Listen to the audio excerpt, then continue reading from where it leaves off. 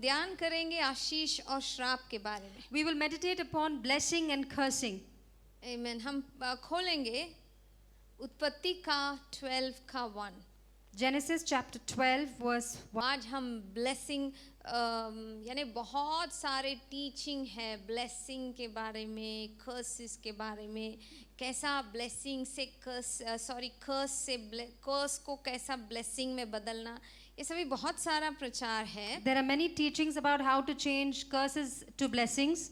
Because परमेश्वर श्रापों को आशीष में बदलने वाले परमेश्वर है. Our God is a God who changes curses into blessing. जब बिलाम ने इज़राइल को श्राप देने के लिए सोचा, परमेश्वर ने उस श्राप को आशीष में बदला. When Balaam wanted to curse the Israelites, God turned that curse into a blessing. किसी का श्राप जिसका कोई कारण नहीं है हमारे सिर पर कभी नहीं रहेगी. A causeless curse will not come upon us.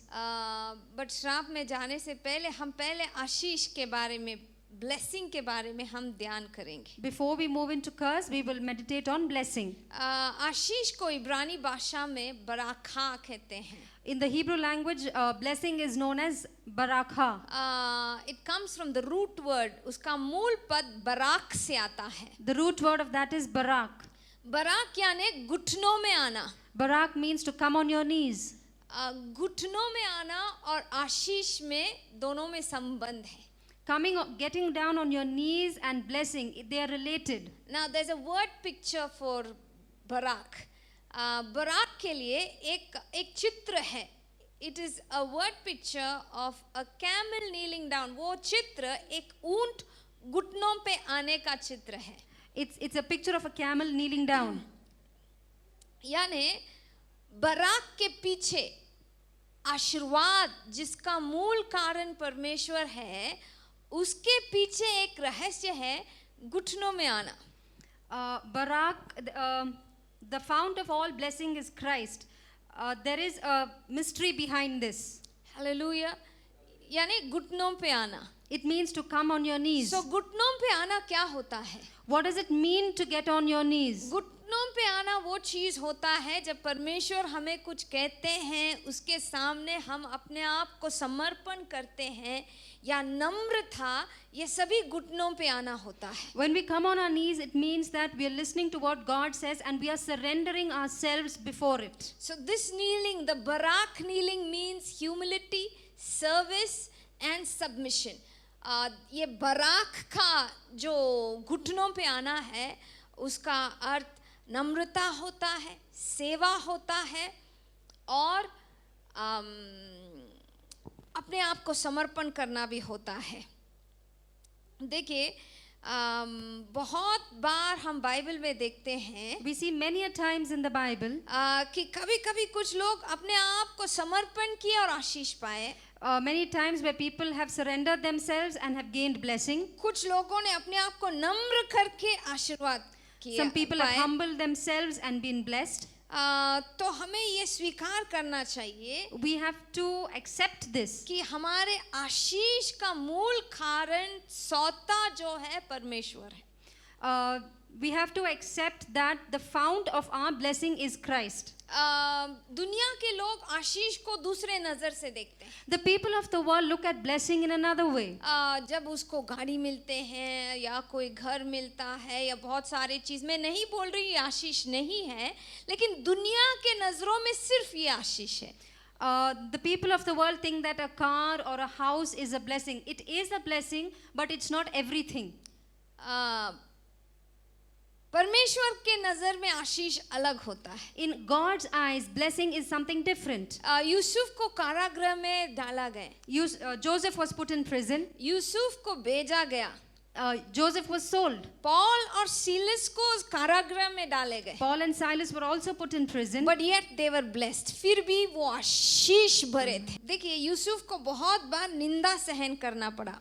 Joseph had to bear insult many times. बहुत लंबे दिन तक कारागृह में रहना पड़ा. He had to stay for a long period in the prison. पता नहीं उस बीच में कितने बार यूसुफ ने घुटना टेका होगा. We don't know in that span of time how many times he would have gone on his knees. Hallelujah. या अपने आप को परमेश्वर के सामने समर्पण किया होगा. how many times he would have surrendered himself before God. यहाँ मैं बाइबल के रहस्य को बोल रही हूँ. We are speaking about the mysteries of the Bible here. बहुत बार हमने सुना है आशीष के बारे में, We have heard many times about blessing. लेकिन यहाँ मैं बोल रही हूँ बाइबल के आशीष के पीछे क्या है. But here I'm telling you what is behind this blessing in the Bible. जब जितना हम अपने आप को नम्र करते हैं, To the extent we humble ourselves, जितने हम अपने आप को समर्पण करते हैं, to the extent we humble ourselves and surrender ourselves, we leave a legacy of blessing for our children also. हम हमारे बच्चों को भी आशीष जो दुनिया के नजरों में अनदेखी है हम छोड़ते हैं. we leave behind a blessing for our children which is unseen to the world. Hallelujah. हम पढ़ेंगे व्यवस्था विवरण का 23:5, ड्यूट्रॉनमी 23:5. जब यहोवा हमसे प्रेम रखते हैं, When God loves us, ये आशीष जो श्राप देते हैं वो श्रापों को परमेश्वर उल्टा बदल देते हैं, आशीष में बदल देते हैं. when God loves us, the curses that people say against us, God turns it into a blessing. यहाँ हम देखते हैं Here we see बालाक ने सोचा Balak thought जब श्राप देंगे, when they will curse, या जब श्राप एक आदमी पर आ जाएगा, when a curse comes upon a person, तो वो हार जाएगा. then he will be defeated. What I say is Balak thought like sorcerers he could employ somebody from the Lord and curse them. बालक ने सोचा कि वो किसी को पैसे देकर उसे बुलाकर उसे श्राप दे सकते हैं. He thought he would give money to someone and call them to curse Israel. लेकिन But there's a very beautiful thing. लेकिन जब बालाम शुरू करता है, when Balaam begins, वो कहता है याकूब तेरे तंबू कितने सुंदर है. but when Balaam begins, he says, "Oh Jacob, how beautiful are your tents." So for blessing, our tents have to be very beautiful. हमारे घर को बहुत सुंदर, यानी सजावट में नहीं, एक दूसरे के प्रति प्रेम में बहुत सुंदर रहना चाहिए. Our houses have to be beautiful with the love that we have towards one another. Hallelujah. जिनको समझ में आ रहा है एक हालेलुया बोलिए. जब ऐसा है कोई भी श्राप हमारे घर के ऊपर नहीं टिकेगा. When our tent is like this, there is no curse that would come against us. लेकिन अब हम आशीष के बारे में ध्यान कर रहे हैं. But now we are meditating upon blessing. जब परमेश्वर एक मसीही को आशीष देते हैं, When God blesses a Christian, कितने लोगों ने आशीष पाया है? हालेलुया बोलिए. how many of us have been blessed? Say hallelujah. आज हम जिंदा है, ये परमेश्वर का बड़ा Today Ashish. we are alive. It's the great blessing of God. कितने लोग पार नहीं कर पाए? How many people have not been able to cross? हमें परमेश्वर ने रखा है. God has kept us to this day. Vaccination आने से पहले ही परमेश्वर ने हमें रखा है. Even before the vaccine could come, God has kept us. Hallelujah. 3 के आखिरी वचन पढ़िए, वो 12 के 3 के आखिरी लाइन. क्यों परमेश्वर हमें आशीष देते हैं? Why does God bless us? ताकि हम दूसरों को आशीष बने. So we will be a blessing to somebody else. Hallelujah. एक ऊंट को देखा है आपने? Have you seen a camel? The biblical blessing is related to the kneeling down of a camel. Bible के आशीष एक ऊंट के घुटने टेकने के और तुलना किया गया है इब्रानी में. तो हम देखते हैं जब ऊंट घुटना टेकता है, When the camel kneels down, तो लोग उसके ऊपर क्या रखते हैं? सामान रखते हैं. what do people do? They keep things on the camel. कितने लोगों को आशीष चाहिए? How many people want to be blessed? नम्र बन जाइए. Become humble. हालेलुया. आशीष आप पर जरूर आएगा. Blessings will surely come upon you. आशीष पाने के बाद After getting those blessings, अगर ऊंट को वो आशीष वापस देना है तो if that camel has to give the blessing again, वापस उस ऊंट को घुटने में आना है. again the camel has to kneel down. हम आशीष पाए हैं, अगर परमेश्वर ने हमें हिम्मत दिया है तो दूसरों को हिम्मत देने के लिए हमें उसे उपयोग करना चाहिए. If God has given us courage, we need to bless others with that. दूसरों को बोलना चाहिए परमेश्वर जिंदा है, जो परमेश्वर ने मुझे चंगाई दिया है आपको भी चंगाई We they. have to tell others, God is there. The God who healed me will heal you. Hallelujah. आशीष को रखने के लिए परमेश्वर ने किसी को नहीं बुलाया है. God has not called anyone to keep the blessing for ourselves. ऐसे आदमी को बाइबल मरा हुआ आदमी कहता है. The Bible calls such a person as a dead person. Hallelujah. देखिए द डेड सी, जो डेड सी होते हैं, मरा समुद्र इस्राएल में है. The Dead Sea is in Israel. उसमें एक मछली भी जिंदा नहीं रहता है. There is not one fish that can survive there. क्यों? Why? क्योंकि जो पानी आता है Whatever water comes in, वहां से जाने के लिए जगह नहीं है. there is no place for it to go out. तो इसलिए वो मरा है. That is why it is dead. आमीन. आपको प्रार्थना करना चाहिए, मेरे जीवन, मेरा लाइफ जो आपने दान किया है, पार करने के लिए मदद किया है, ये दूसरों के लिए आशीष बने. We have to pray, God, the life that you have given me, may it be a blessing to others. कुछ लोग ऐसे नहीं है. Some people are not like वो this. सिर्फ पाना चाहते हैं. They only want to keep getting. अभिषेक पाना चाहते हैं. They want to get anointing. छुटकारा पाना चाहते They हैं. want to attain deliverance. Promotion पाना चाहते They हैं. want promotions. सब कुछ पाना चाहते हैं. They want to gain लेकिन everything. वहां से कुछ बाहर नहीं जाता है. But nothing goes out from them. The blessings of God are not supposed to just flow into us, but they are supposed to flow through us. परमेश्वर के आशीष सिर्फ हमारे अंदर जाने के लिए नहीं, हमारे द्वारा जाने के लिए परमेश्वर ने रखा. यही आशीष है. This is blessing. देखिए, हम पढ़ेंगे व्यवस्था विवरण का 8 का 10. तो क्या आज्ञा परमेश्वर ने दिया? What is the law, the command that the Lord gave? खा के फिर तृप्त होने के बाद हमें क्या करना चाहिए? What should we do when we have eaten and we are full? पौलुस कहते हैं, Paul says, सब चीजों में हमें यहोवा को क्या करना चाहिए? महिमा देना चाहिए. Paul tells us to give glory to God in all that we do. क्यों परमेश्वर ने कहा कि खाने के बाद आशीष दो? Why did God say, bless the Lord after you have eaten? क्योंकि परमेश्वर ने एक वार्निंग दिया, ये इजरायली लोग, जब तुम बहुत फलदायक बन जाओगे, सब कुछ होगा, डेंजरस एक चीज है, आपको नहीं सोचना कि आपके बल से हुआ है. The Lord warned the Israelites saying that when you have multiplied and you have done a lot of things, don't think that you have done it by your strength. Hallelujah. मैंने दिया है. I have given it to you. एक hallelujah बोलिए. Hallelujah. देखिए, Israel में In Israel, मैं नहीं बोल रही हूँ अगर हम नम्र रहेंगे, हम झुकेंगे, हम समर्पण करेंगे तो हमें कोई प्रॉब्लम नहीं आएगा. I'm not saying that if we humble ourselves, if we bow down or kneel down, no problems will come our way.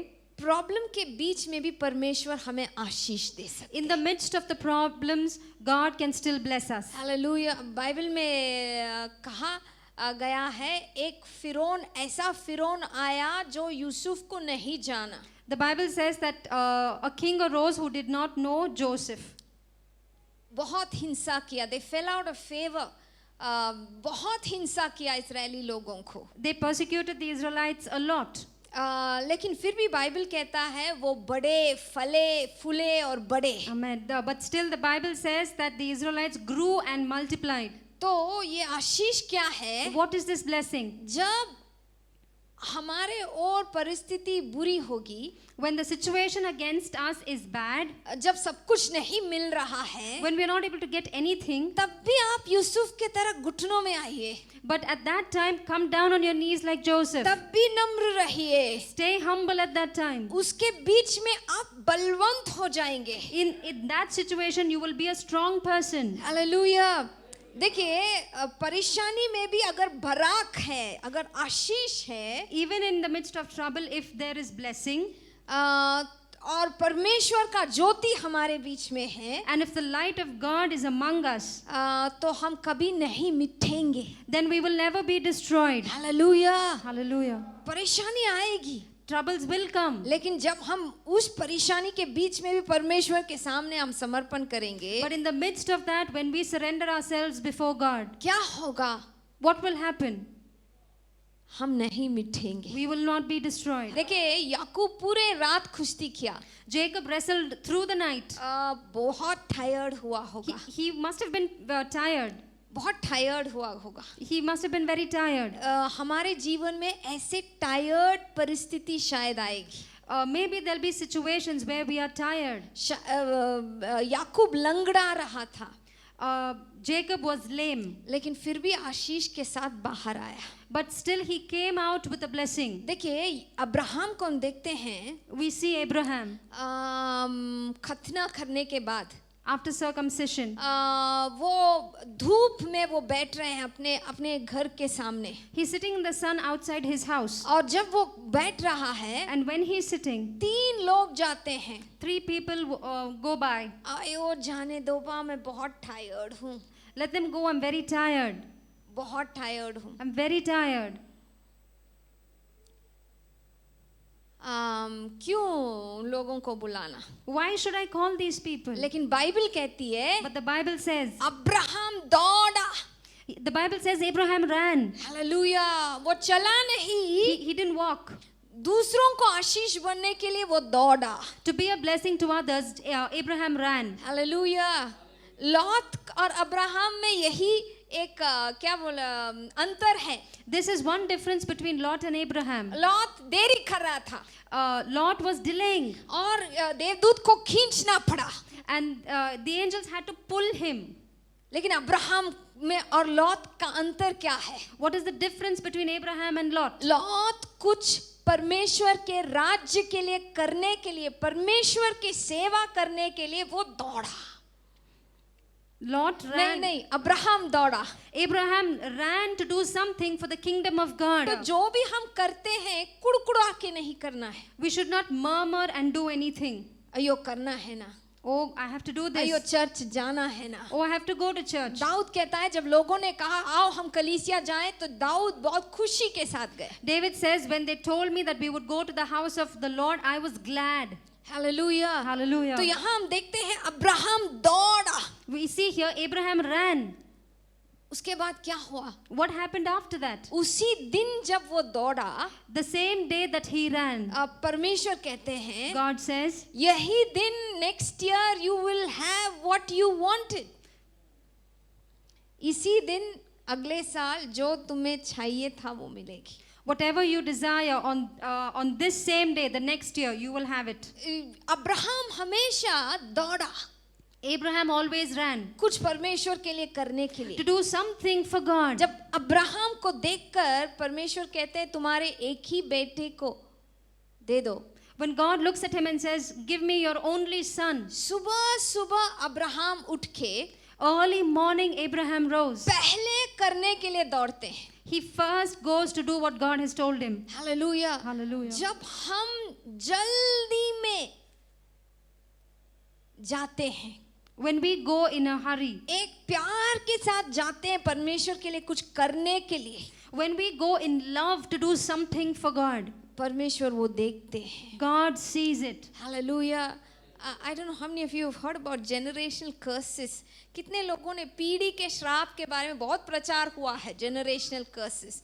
How many of you have heard preaching or teachings on generational curses? But आज मैं generational आशीष के बारे में बात करना चाहती But हूँ, today I want to speak on generational blessing. क्योंकि बहुत focus generational curses के बारे में है। There's a lot of focus and attention that's been given to generational curses. Hallelujah. लेकिन आज मैं generational blessing के बारे में बोलना चाहती हूँ। But today I want to tell you about the generational blessings. हम खोलेंगे We will open our Bibles. Genesis 26th chapter, 5. Because that Abraham obeyed my voice and kept my charge, my commandments, my statutes and my laws. क्या Abraham के ज़माने में commandments थी? Was there commandments given during Abraham's time? Was there commandments? क्या commandments थी Abraham के ज़माने में? The three things here. He speaks about commandments, statutes and my laws. तो यहाँ क्या परमेश्वर बोल रहे हैं? So here what is God talking about? He's keeping my commandments. वो मेरे आज्ञाओं को रख रहे हैं, मेरे विधियों को रख रहे हैं, और मेरे यानी मूसा वो रिलीज करने से पहले ही था। Before Moses could bring out the law, it was already there. The instruction of God is not limited to only the law revealed by Moses. तो जो परमेश्वर ने अब्राहम के दिल में ढाला था, Whatever the Lord had placed in the heart of Abraham, उसने वो बात माना. he obeyed it. Hallelujah. Abraham को क्या अनुग्रह, कृपा. Did Abraham know the grace at that time? He knew grace, but grace without obedience is dead. अगर कृपा को हम जानते हैं और बात नहीं मानते हैं तो वो मरा है. If we know grace and do not obey, then it is dead. Abraham अवसर को छीन लेता है. Abraham makes use of the opportunity hallelujah. और बात मानते हैं. and he obeys. अब्राहम को नहीं, यहाँ इसहाक के साथ परमेश्वर बात कर रहे हैं. Here the Lord is not talking with Abraham but with Isaac. इसहाक के साथ बात कर रहे हैं. God is talking with Isaac. तुझे मैं आशीष बनाऊंगा. I will make you a blessing. तेरे द्वारा, तेरे बच्चों के द्वारा पूरी पृथ्वी आशीष पाएगी. Through you and through your seed, the entire earth will be blessed. लेकिन क्यों? But why? 5th वर्स में लिखा है अब्राहम के कारण. Because of Abraham. A father who obeyed and a child who reaped. a पिता जिसने बात माना A father और who एक obeyed. बेटा ने उसका फल काटा. Amen. A child who reaped. समझ में आ रही है? हालेलुया. बिकॉज बहुत ये कर्सेस के बारे में generational. So it says a father obeyed and a child reaped. एक पिता ने आज्ञा माना. A father obeyed. And he passes on the blessing. और वो आशीष को अपने बेटे को पास करता है. हालेलुया. आजकल चर्च लोग सिर्फ श्रापों को ध्यान कर रहे हैं. Today, in these days, the people in the churches meditate only on curses. यीशु मसीह ने श्रापों को सलीब में ले लिया है. Jesus took all the curses on the cross. Hallelujah. And the Bible says that he gave us all the spiritual blessing in the heavenlies. सारे आत्मिक आशीष यीशु मसीह ने हमें दिया है, पास किया है हमारे ऊपर. Jesus has passed on all spiritual blessings to us. I was just seeing, मैं देख रही थी जब पौलुस एक एक पत्र लिखते हैं. Well, I was just saying when Paul is writing every letter, वो हर एक कलीसिया को ऐसे लिख रहे हैं. he writes like this to every church. यीशु मसीह का अनुग्रह आपके पास साथ रहे. May the blessing of Jesus be with you. एक कलीसिया को आई थिंक गलातियों और या इफिसियों के कलीसिया को पौलुस ऐसे लिखते हैं, may the grace be with them that love Jesus. अनुग्रह उनके साथ रहे जो यीशु मसीह से प्यार करते. It's Ephesians 6:24. Grace be with all of them who love Jesus Christ. Not just enough to be saved. सिर्फ हम बचे, हम उद्धार पाए, ये काफी नहीं. It's not just enough to be saved. हमें यीशु मसीह से प्रेम करना है. We have to love Jesus. जब हम यीशु मसीह से प्रेम करेंगे, When we love Jesus, we pass on some blessing to our children. हम कुछ आशीष हमारे बच्चों को पास करते हैं. हालेलुया. एक हालेलुया बोले. Amen. Hallelujah. Amen. Amen. और एक कोरिंथियों में के last how Paul finishes off the book of 1 Corinthians. Yeah. The grace of our Lord Jesus Christ be with you all. If this one. Yeah. If any man love not the Lord Jesus Christ, let him be anathema maranatha. Anathema, that's the King James Version. The New King James Version says, let him be accursed. If any man love not the Lord Jesus Christ, let him be accursed. So we see what we pass on. क्या हम पास कर रहे हैं हमारे बच्चों को. Okay, let's come back to Abraham. हम तो अब्राहम के कारण, परमेश्वर कहते हैं अब्राहम के कारण. God says because of Abraham. Amen. जब हम परमेश्वर के बात मानते हैं, When we obey God, परमेश्वर के ग्रैंड पर्पस योजना को हम हमारे बच्चों के हाथ में देते हैं. we pass on the grand purpose of God to our children. Hallelujah. Hallelujah. Hallelujah. समझ में आ रही है? देखिए इब्रानी लोग The Hebrews, आज भी आप उनके बच्चों पर हाथ रख के हर सब्बत के दिन आशीष देते हैं. the Hebrews even today, on every Sabbath day, they lay their hands on their children and bless them. The mother and the father together, माँ बाप दोनों हाथ रख के आशीष देते The हैं. mother and the father lay their hands on their children and bless them. May you be like Abraham. May the God of Abraham, may the name of God of Abraham, Jacob, and Isaac and Jacob be upon you. परमेश्वर जो याकूब, Abraham, इसहाक और याकूब, उसके नाम आपके ऊपर रहे. And they also say the names of not only the men, the women, they say the names of, वो सिर्फ मर्दों के नहीं, औरतों का भी नाम लेके आशीष देते हैं. सारा, राहेल, रेबेका और लिया के तरह. They don't take only the names of men, but they also speak about the women when they bless their children.